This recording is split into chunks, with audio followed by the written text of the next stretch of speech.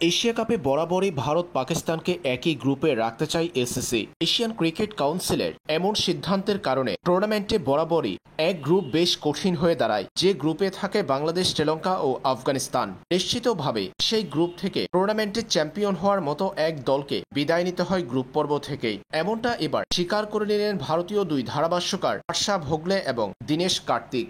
একচেটিয়া ভারত পাকিস্তানকে আধিপত্য দিতে তাদের ম্যাচের উত্তাপকে পুঁজি করে অর্থের লাভের কথা চিন্তা থেকে ভারত পাকিস্তানকে গ্রুপ পর্বে একই গ্রুপে রাখে এসিসি, যাতে করে পরবর্তীতে আরও একটা ম্যাচ পাওয়া যায় ভারত পাকিস্তানের। তাদের গ্রুপে রাখা হয় সর্বশক্তির বাকি দুই দলকে, যারা গ্রুপ পর্ব থেকে সহজেই বিদায় নেয়। অন্যদিকে অপর গ্রুপে থাকে বাংলাদেশ, শ্রীলঙ্কা ও আফগানিস্তান। আর এই গ্রুপ থেকে দুই দল উঠলেও এমন এক দলকে বাদ যেতে হয় যারা কিনা টুর্নামেন্টে চ্যাম্পিয়ন হতে পারে।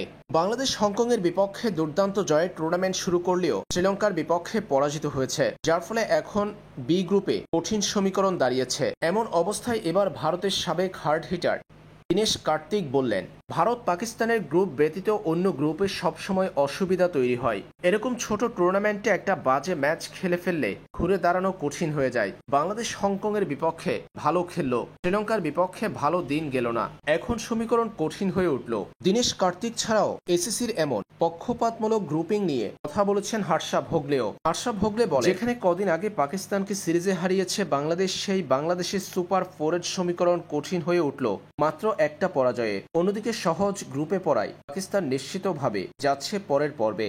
ভারত পাকিস্তানের বক্স অফিসের চাহিদার কথা মাথায় রেখে পাকিস্তানকে সহজ গ্রুপে রাখা হয়েছে।